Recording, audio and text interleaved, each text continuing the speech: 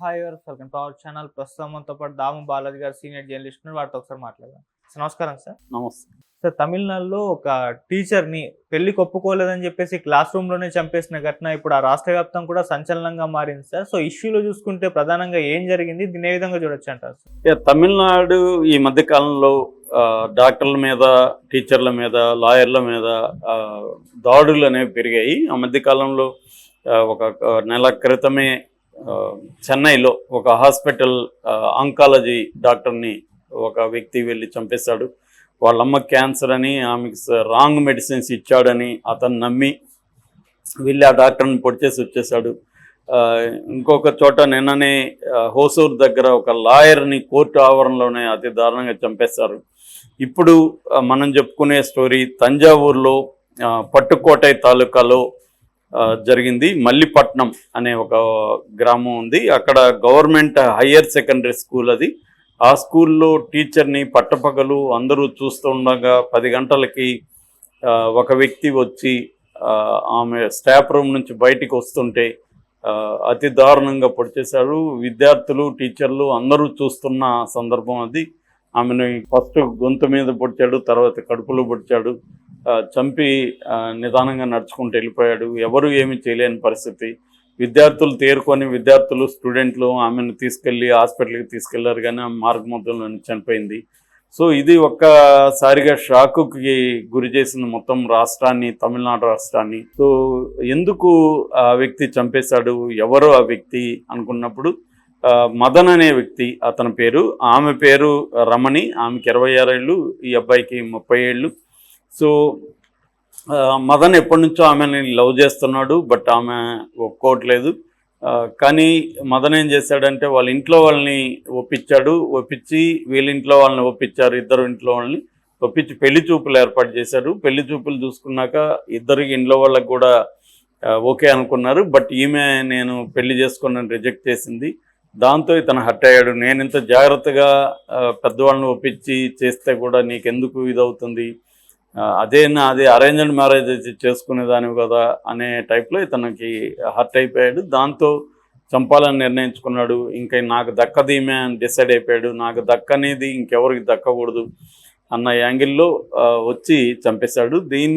ఇది ఎందుకంటే టీచర్ని ఒక స్కూల్లో ఇలా చంపడం, అది ఎక్కడో బయట చంపుంటే ఇంత ఇది కాకపోవచ్చు, కానీ స్కూల్లో విద్యార్థుల ముందు చంపేసరికి విద్యార్థులంతా కూడా దాన్ని డైజెస్ట్ అయ్యేలాగా చాలామంది సైకలాజికల్ ఇష్యూస్ వచ్చేసాయని చెప్తున్నారు విద్యార్థులకి. దాంతో స్కూలు ఇది వదిలేరు. మన ఎడ్యుకేషన్ మినిస్టర్ అన్బిల్ మహేష్ పొయ్యమొలి, ఆయన హయ్యర్ ఎడ్యుకేషన్ మినిస్టర్, వీళ్ళందరూ కూడా విజిట్ చేశారు స్కూల్ని, వాళ్ళ ఇంటిని. స్టాలిన్ దీని మీద స్పందించాడు ముఖ్యమంత్రి. వాళ్ళ ఫ్యామిలీకి 5 లక్షలు ఇమ్మీడియట్ పరిష్కారం ఇచ్చాడు. దాని తర్వాత అతన్ని అరెస్ట్ చేశారు. మదన్ని అరెస్ట్ చేసి ఆధారాలు అవన్నీ కూడా కలెక్ట్ చేసి కోర్టుకు పెట్టారు. అట్లాగే రాష్ట్రంలో ఉన్న ప్రతిపక్షాలు ఎడప్పాటి పళనిస్వామి కానీ మిగతా పొలిటికల్ పార్టీలు కానీ తీవ్రంగా విమర్శిస్తున్నారు. డిఎంకే అరాచకాలు పెరిగిపోయినాయి. డిఎంకే పాలనలో విపరీతంగా క్రైమ్ రేట్ అనేది బలంగా పెరిగింది. ముఖ్యంగా టీచర్ల మీద, డాక్టర్ల మీద, లాయర్ల మీద పెరిగిపోయిందని చెప్తున్నారు. రాష్ట్ర హెడ్ మాస్టర్ల సంఘం కూడా ఆందోళన వ్యక్తం చేసింది. అంటే గవర్నమెంట్ స్కూళ్ళల్లో కూడా సెక్యూరిటీ కావాలి, ఇలాగా డిమాండ్ చేయడం అనేది మొదలైంది. ఈమె తమిళ టీచరు టెంపరీగా యాక్చువల్గా తమిళ్ లాంగ్వేజ్ చెప్పడానికి ఒక 1 year ముందే ఈమెను వాళ్ళు అపాయింట్ చేశారు, టెంపరీ టీచర్గా తీసుకున్నారు. సో ఈమె ఊహించే అవకాశం కూడా లేదు. అతను చంపుతాడని ఊహించలేదు. అతను ఏదో గతంలో లవ్ చేస్తున్నాడని, నేను చేయట్లేదనింది. అయిపోయింది, పెళ్లి చూపులు చేశారు. అందరికి ఇష్టమైనా కూడా నాకు ఇష్టం లేదు అతని పట్ల, అతని బిహేవియర్ సరిగా లేదనో ఏమో, మొత్తానికి ఆమె ఇష్టం లేదని చెప్పింది. సో ఇష్టం లేదని చెప్పడం వల్లనే ఇతను హర్ట్ అయ్యి చంపేస్తాడని చెప్తున్నారు. ఇప్పుడు ఏంటంటే ఆ స్కూల్ కూడా మూసేశారు. ఆ విద్యార్థులకు అందరికీ సైకలాజికల్ కౌన్సిలింగ్ ఇప్పించాలని కూడా విద్యామంత్రి ప్లాన్ చేశాడు. ఎందుకంటే సైకలాజికల్ కౌన్సిలింగ్ ఇచ్చి వాళ్ళు సైకలాజికల్గా ఓకే అని రిపోర్ట్ వచ్చినాకనే స్కూళ్ళు ఓపెన్ చేద్దాం. ఎందుకంటే ఒక ట్రామాలో తాము ఇష్టపడ్డ టీచర్ని తమ కళ్ళ ముందే చంపేస్తే చిన్నపిల్లలు వాళ్ళు తట్టుకోలేక వాళ్ళు చాలా డిస్టర్బ్ అయిపోయారు. చాలామంది ఏడుస్తున్నారు, జ్వరాలు వచ్చేస్తే కొంతమందికి భయపడి, అటువంటి ఒక పరిస్థితి ఉంది. కాబట్టి సైకలాజికల్ కౌన్సిలింగ్ టీచర్లకి స్టూడెంట్లకి చేసిన తర్వాత కొన్ని సెషన్లు అయినాక వాళ్ళు దీన్ని ఎలా అర్థం చేసుకోవాలి, దీన్ని ఎట్లా అధిగమించి ముందుకెళ్ళాలి, ఇవన్నీ వాళ్ళకి కొంత రెడీ చేసిన తర్వాతనే స్కూల్ తెరుద్దామని వీళ్ళు అనుకున్నారు. దీని ఎఫెక్ట్ ఏంటంటే ఈ విజువల్స్ ఇవన్నీ బయటకు వచ్చి దీని ఎఫెక్ట్ ఇతర విద్యార్థుల మీద, ఇతర స్కూళ్ళ మీద కూడా పడే పరిస్థితి వచ్చింది. స్కూళ్ళలో పనిచేసే టీచర్లు కూడా ఒక భయానకమైన వాతావరణం, ఎవరు ఎప్పుడు ఏ కారణంతో వచ్చి మనల్ని చంపుతారు అనేది ఏర్పడింది. మామూలుగా పెద్ద గవర్నమెంట్ ప్రైవేట్ స్కూళ్ళలో అయితే సెక్యూరిటీ ఉంటారు, లోపలికి ఎవరైనా వెళ్ళాలన్నా కూడా కుదరదు. ఇక్కడ గవర్నమెంట్ స్కూళ్ళల్లో అవేమి ఉండవు కాబట్టి వీడు ఈజీగా వెళ్ళిపోయి ఆమెను ప్లాన్డ్గా చంపేసి వెళ్ళిపోయాడు. బేసిక్గా ఇది జరిగింది. నిజానికి అతని సైకలాజికల్ ప్రొఫైల్ కూడా తయారు చేయాల్సి ఉంటుంది. మామూలుగా చాలా దేశాల్లో క్రైమ్స్ ఇలాంటివి చేసినప్పుడు వాళ్ళ కిల్లర్స్ సైకాలజీ కూడా ఎందుకంటే వీడికి కొంత ఉన్మాద లక్షణాలు ఉన్నాయనేది కూడా చెప్తున్నారు. సో అందువల్ల అతని సైకలాజికల్ ప్రొఫైల్ కూడా తయారు చేయాల్సి ఉంటుంది. ఎందుకంటే పోలీసులకు కానీ ఇతర కేసుల్లో డీల్ చేసే వాళ్ళకి కానీ ఈ సైకలాజికల్ ప్రొఫైలింగ్ అనేది బాగా హెల్ప్ అవుతుంది సైకాలజిస్టులు స్టడీ చేయడానికి. కానీ అంటే ఇలాంటి వాళ్ళని ఎలా డీల్ చేయాలి, ఇలాంటి వాళ్ళు సమాజంలో ఉంటే వీళ్ళతో ఎలా మెలగాలనేది విమెన్కి కూడా అంటే ఈమెకి కూడా ఇప్పుడు ఇలాంటి సైకాలజీ వీడికి ఉందని తెలుసుంటే ఆమె కొంత జాగ్రత్తగా డీల్ చేసేదేమో అతనితో. లేదు ముందుగానే పోలీస్ రిపోర్ట్ ఇచ్చుండేది, అతనితో నాకు థ్రెట్ ఉందని ఆమె ఊహించుండేది. కానీ ఆమెకి అతని సైకలాజికల్ బిహేవియర్ తెలియకపోవడం, అతను ఈ స్థాయిలో చేస్తాడని తెలియకపోవడం ఇది జరుగుతుంది. ఎక్కువగా మగవాళ్ళు అమ్మాయిల మీద, తమకు దక్కని అమ్మాయిల మీద, తమల్ని రిజెక్ట్ చేసిన వాళ్ళ మీద తీవ్రమైన కోపాన్ని పెంచుకోవడం వెనక ఏంటంటే వాడికి ఒక ఈగో హర్ట్ అవ్వడం, వాడు పవర్లెస్గా ఫీల్ అవ్వడం, తనని రిజెక్షన్ని తట్టుకోలేకపోవడం. చాలామంది ఏంటంటే చిన్నప్పటి నుంచి పిల్లలకి మనం రిజెక్షన్ని అలవాటు చేయాలనేది కూడా సైకాలజిస్టులు చెప్తారు. అంటే నో అనేది వాళ్ళకి అలవాటు చేయాలి. చాలామంది ఏంటంటే పేరెంట్స్ నో అనేది అలవాటు చేయరు, వాళ్ళు ఏమడిగినా ఇస్తూ ఉంటారు. దానివల్ల రేపు వాళ్ళకి తాము కోరుకున్నదంతా తమకు దక్కాలనే మైండ్ సెట్లో ఉంటారు. దక్కనప్పుడు వాళ్ళు తీవ్రంగా హర్ట్ అవుతారు.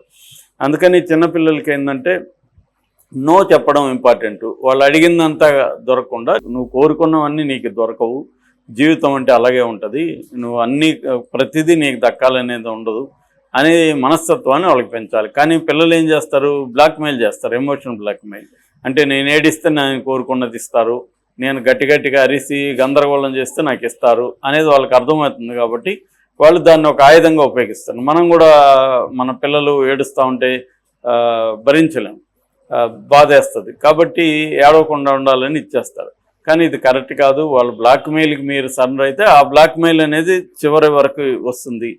అట్లాగే చిన్నప్పుడు పేరెంటల్ లవ్ సరిగ్గా లేనప్పుడు కూడా వాళ్ళు ఏం చేస్తారంటే, ఫర్ ఎగ్జాంపుల్ మదర్లీ లవ్ లేనప్పుడు అమ్మాయిల రిజెక్షన్ని కూడా వాళ్ళు తట్టుకోలేరు. ఎందుకంటే మదర్లీ లవ్ లేదు, పేరెంటల్గా వాళ్ళని కేరింగ్గా చూసుకొని పరిస్థితులు కూడా వీళ్ళు అలాగా ఒక యాంటీ సోషల్గా మారిపోవడం, తమని కాదన్న వాళ్ళ మీద పగ పెంచుకోవడం. నిజానికి ఇప్పుడు ఆ అమ్మాయి ఇతనికి ఇష్టమైంది, ప్రపోజల్ చేశాడు, అమ్మాయి కాదనింది.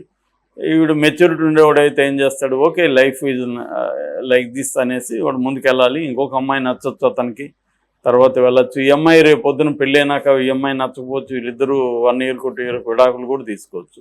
ఎందుకంటే ప్రేమ అనేది ఒక ఇల్యూజనరీ యాక్టివిటీ. అంటే మనకు తెలియదు కదా కంపాటబిలిటీ ఉంటుందా, ఇప్పుడేదో అనుకున్నాం, అది జరగకపోవచ్చు. చాలామంది తీవ్రంగా ప్రేమించిన వాళ్ళు మళ్ళీ ఎలా గొడవలు పడి విడాకులు తీసుకున్నారు మనం చూస్తున్నాం. ఇవన్నీ ఏంటంటే దీనివల్ల మనిషిని చంపే స్థాయికి వెళ్ళడం అనేది అతి దారుణమైన విషయము. దీనికి ఖచ్చితంగా ప్రొఫైలింగ్ తయారు చేయాలి. అట్లాగే సైకలాజికల్గా ఈ సంఘటన ఉపయోగించుకొని ఆ స్కూల్లో ఉన్న పిల్లలకి కూడా కౌన్సిలింగ్ కావాలి. అంటే అమ్మాయిలకి మీకు ఇటువంటి ఇష్యూస్ వచ్చినప్పుడు ఎలా డీల్ చేయాలి, అబ్బాయిలు మిమ్మల్ని ఎవరైనా రిజెక్ట్ చేస్తే మీరు అటువంటిప్పుడు ఎలా దాన్ని డీల్ చేయాలి అన్న కౌన్సిలింగ్లు కూడా అవసరం.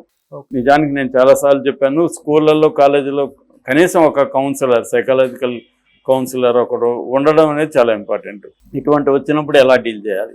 ఇప్పుడు ఈ అమ్మాయికి ఇటువంటి ప్రాబ్లం ఉండి ఆల్రెడీ నన్ను ఒక అతను గట్టిగా అన్నప్పుడు ఆ సైకాలజిస్టులకు ముందుగా చెప్పుంటే కనీసం అతను లేదా ఆమె పోలీసులను కూడా అలర్ట్ చేసేది, ఈ అమ్మాయిని ఒక అతను ఇలాగా బెదిరిస్తున్నాడు అని. ఇదేంటంటే ఎవరికి తెలియదు, సడన్గా అతను వచ్చి చంపేస్తాడు. Okay sir, thank you so much.